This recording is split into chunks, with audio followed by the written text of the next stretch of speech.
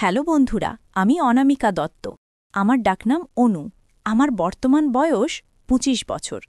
আজ তোমাদের যে ঘটনাটি শোনাতে যাচ্ছি সেটা আমার মাত্র ৮ বা ৯ বছর বয়সে ঘটে যাওয়া একটি অদ্ভুত, রহস্যময় এবং কিছুটা ভয়ের অভিজ্ঞতা। সেই সময় আমি অনেক কিছু বুঝতাম না, কিন্তু বড় হয়ে বুঝতে পেরেছি ঘটনাটি আসলে কী ছিল। আমার জীবনের সেই প্রথম দিকের সময় যখন পৃথিবীটা আমার কাছে শুধু কৌতূহল আর কল্পনার রঙে আঁকা এক বিশাল ক্যানভাস ছিল।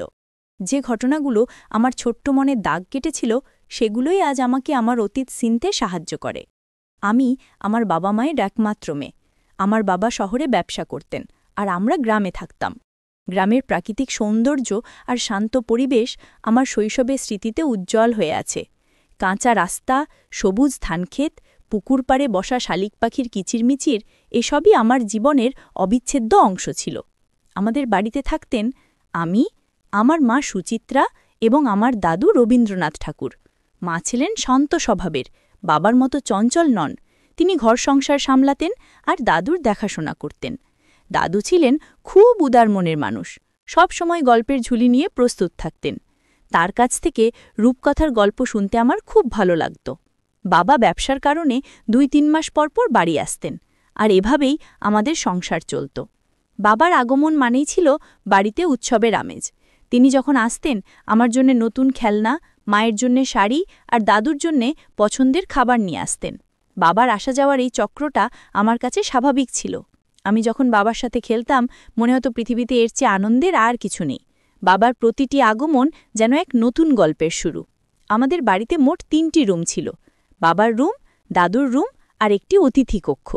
আমি যখন বাবা বাড়িতে আসতেন আমি পাশের অতিথি কক্ষে ঘুমাতাম, কারণ বাবা মা তখন তাদের রুমে একসাথে থাকতেন। দাদুর রুম ছিল আমাদের রুমগুলো ঠিক পরের রুমে। মাঝখানে একটি লম্বা বারান্দা, যেখানে রাতের বেলায় জোনাকিরা উড়ে বেড়াত। আমি জানালার পাশে বসে জোনাকিদের আলো দেখতে ভালোবাসতাম। যাই হোক, বাবা ২ দিন থাকার পরে আবার চলে গেলেন। তার চলে যাওয়ার পর প্রথম দিনগুলোতে আমার একটু মন খারাপ লাগত, কিন্তু মায়ের আদর আর দাদুর গল্পে আমি আবার স্বাভাবিক হয়ে উঠতাম। আমি আগের মতো মায়ের পাশেই ঘুমাতে শুরু করলাম। মা আমাকে বুকে জড়িয়ে ঘুম পাড়াতেন।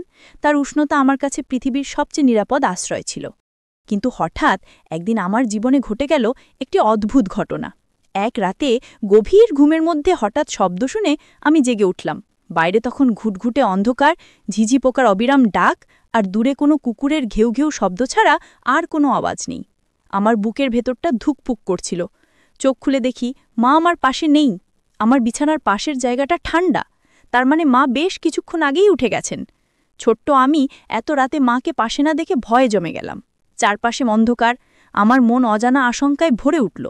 আমি ভয় কেঁদে ফেললাম। আমার কান্না শুনে কিছুক্ষণ পর মা দৌড়ে এসে আমাকে জড়িয়ে ধরলেন। তার মুখ ঘামে ভেজা, কপালে চিন্তার ভাঁজ।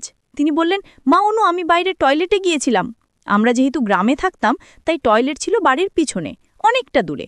মাকে দেখে মনে হলো তিনি বেশ দ্রুতগতিতে দৌড়ে এসেছেন, কারণ তার শ্বাস তখন খুব দ্রুত ছিল, যেন তিনি কয়েক দৌড়ে এসেছেন। আমি ছোট ছিলাম তাই মায়ের এই অস্বাভাবিকতা বুঝতে পারিনি। তিনি আমাকে বুকে জড়িয়ে আদর করতে লাগলেন, আমার ভয় কাটানোর চেষ্টা করছিলেন, কিন্তু তার নিজের চোখে ছিল এক অদ্ভুত ভয়ের ছাপ। আশ্চর্যের বিষয় হলো পরের দিন আমার একই ঘটনা ঘটল।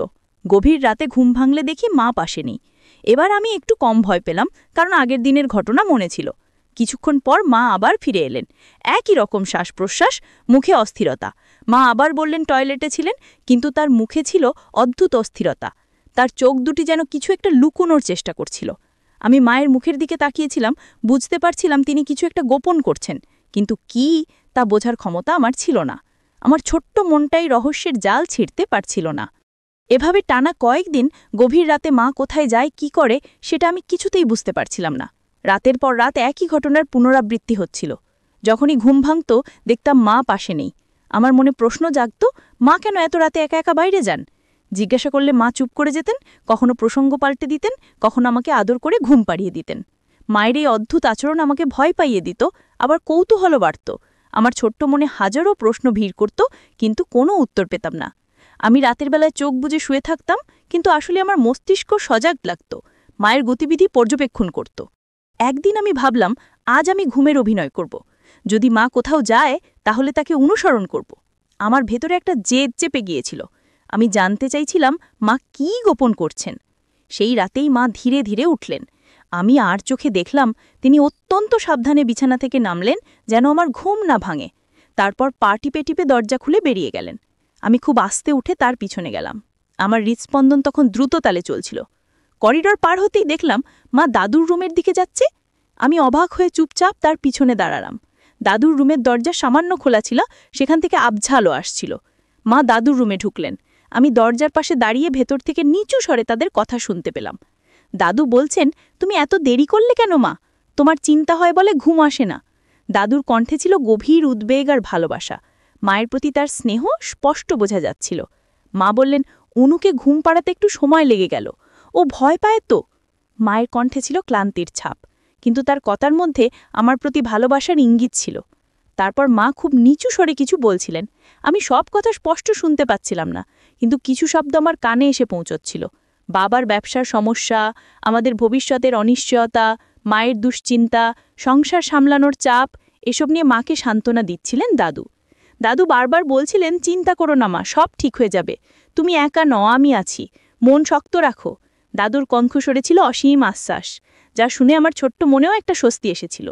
তিনি মায়ের মাথায় হাত রেখে তাকে শান্ত করছিলেন। মা তখন কাঁদছিলেন। তার নীরব কান্না আমাকে ভেতর থেকে নাড়িয়ে দিয়েছিল, যদিও আমি তখন এর কারণ পুরোপুরি বুঝতে পারিনি। মনে হচ্ছিল মা অনেক দিন ধরে নিজের ভেতরে জমিয়ে রাখা দুঃখ, ভয় আর চাপের কথা বলছেন। তিনি যেন দাদুর কাছে তার মনের সব ভার হালকা করছিলেন। দাদু একজন স্থির স্তম্ভের মতো মাকে আশ্রয় দিচ্ছিলেন। জানালার ফাঁক দিয়ে আমি দেখলাম দাদু মায়ের মাথায় হাত রেখে তাকে শান্ত করছেন। মায়ের চোখ ছিল অশ্রুজল। মনে হচ্ছিল মা অনেক দিন ধরে নিজের ভেতরে জমিয়ে রাখা দুঃখ, ভয় আর চাপের কথা বলছেন। দাদু শুধু তার কথা শুনছিলেন না, তাকে মানসিক শক্তিও যোগাচ্ছিলেন। সেই মুহূর্তে আমার কাছে সবকিছু খুব রহস্যময়, অদ্ভুত মনে হচ্ছিল। মনে হচ্ছিল মা আর দাদু হয়তো কোনো গোপন কথোপকথন করছে, যা আমার বোঝার বাইরে। আমার ছোট্ট মন এই গভীরতার নাগাল পাচ্ছিল না। আমি রুমে ফিরে এলাম। আমার শরীরটা কেমন যেন কেঁপে উঠছিল। আমি ভয়ে সিটিয়ে গেছিলাম। সেই রাতে ঘুম এলেও মন ভীষণ অস্থির লাগছিল। মায়ের অশ্রুজল মুখ আর দাদুর সান্ত্বনা আমার মনে গেঁথে গেছিল।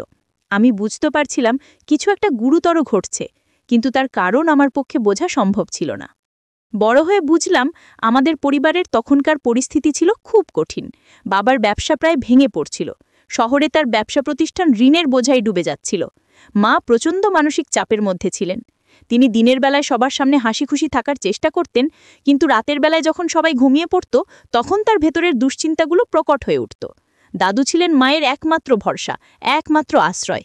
তার কাছেই মা নিজের মনের কথা খুলে বলতে পারতেন। রাতে মা দাদুর সাথে দেখা করতেন, কারণ দিনে অন্যদের সামনে নিজের দুশ্চিন্তার কথা বলতে পারতেন না। মা চাননি তার দুশ্চিন্তা আমাকে বা অন্য কাউকে প্রভাবিত করুক। তিনি একা একাই সব চাপ সামলানোর চেষ্টা করছিলেন। দিনের আলোয় তিনি একজন আদর্শ মা এবং গৃহিণী, কিন্তু রাতের আধারে তিনি একজন দুর্বল মানুষ, যিনি নিজের কষ্টগুলো লুকিয়ে রাখতেন। তিনি নিজের চোখের জল লুকিয়ে রাখতেন। তখন এসব আমার বোঝার ক্ষমতা ছিল না, কিন্তু আজ বুঝতে পারি মানসিক কষ্ট, চাপ, দুশ্চিন্তা এগুলো মানুষকে অনেক রাত জাগিয়ে রাখে। এগুলো মানুষকে একা করে দেয়, কিন্তু একই সাথে তাদের আরও শক্তিশালী করে তোলে। আমার মা সেই সময় একা ছিলেন না। দাদু তার পাশে ছিলেন, নীরবে তার সব কষ্ট ভাগ করে নিচ্ছিলেন। দাদু জানতেন মা কতটা চাপের মধ্যে আছেন, তাই তিনি মাকে মানসিক সমর্থন যোগাতেন। তিনি ছিলেন মায়ের স্তম্ভ, তার শক্তির উৎস। কখনো কখনো পরিবারে বড়রা একে অপরের মনকে সান্ত্বনা দেয়, এবং সেই মুহূর্তগুলো বাইরে থেকে অদ্ভুত মনে হলেও আসলে সে তার হৃদয়ের গভীর গল্প। এই ভুল বোঝাবুঝির ঘটনাটি আজও আমার মনে পড়ে। মা যেমনই ছিলেন, তিনি সবসময় আমার কাছে বিশ্বের সেরা মা। তিনি ভুল বোঝার মানুষ নন। তিনি শুধু কষ্ট লুকিয়ে রাখতেন, যাতে আমরা তার কষ্ট দেখে দুশ্চিন্তা না করি। আজ যখন আমি 25 বছরের অনামিকা, আমি আমার মায়ের সেই রাত জাগা, সেই নীরব কান্নাকে আরও গভীরভাবে উপলব্ধি করতে পারি। একজন মা তার সন্তানের জন্য কতটা আত্মত্যাগ করতে পারেন, তার বাস্তব উদাহরণ আমার মা। তিনি নিজের কষ্ট লুকিয়ে আমাদের মুখে হাসি ফুটাতে চেয়েছিলেন। সেই রাতে যা আমি দেখেছিলাম, তা আমার কাছে ছিল এক রহস্যময় ঘটনা, কিন্তু সময়ের সাথে সাথে সেই রহস্যের জাল কেটে গেছে, আর আমি বুঝতে পেরেছি সেটি ছিল ভালোবাসা, ত্যাগ আর মানসিক শক্তির এক নিরবচ্ছিন্ন গল্প। আমার মা, আমার দাদু, তারা দুজনেই ছিলেন আমার জীবনের এক উজ্জ্বল দৃষ্টান্ত। তারা আমাকে শিখিয়েছেন জীবনের কঠিন পরিস্থিতিতে একে অপরের পাশে কিভাবে দাঁড়াতে হয়, কিভাবে নীরবে সমর্থন দিতে হয়। বন্ধুরা, জীবনে অনেক রহস্য থাকে যা আমরা ছোটবেলায় বুঝতে পারি না, কিন্তু বড় হয়ে বুঝতে পারি যে পরিবারের ভালোবাসা, দায়িত্ব আর মানসিক শক্তির ভিন্ন ভিন্ন রূপ আছে। কখনো কখনো একটি নীরব আলিঙ্গন বা একটি আশ্বাসবাণী হাজারো কথার চেয়েও বেশি শক্তিশালী হয়। এই ঘটনাটি আমাকে শিখিয়েছে যে আমাদের প্রিয়জনদের জীবনেও অনেক গোপন কষ্ট থাকতে পারে, যা তারা আমাদের কাছ থেকে লুকিয়ে রাখে। আমাদের উচিত তাদের প্রতি আরও সংবেদনশীল হওয়া, তাদের কষ্টগুলো বোঝার চেষ্টা করা। আজকের গল্পটি যদি ভালো লাগে তাহলে লাইক, কমেন্ট এবং সাবস্ক্রাইব করতে ভুলবে না। তোমাদের প্রতিটি প্রতিক্রিয়া আমার জন্য অমূল্য। প্রতিদিন নতুন গল্প নিয়ে আমি তোমাদের সামনে হাজির হব। সবাই সুস্থ থাকো, ভালো থাকো।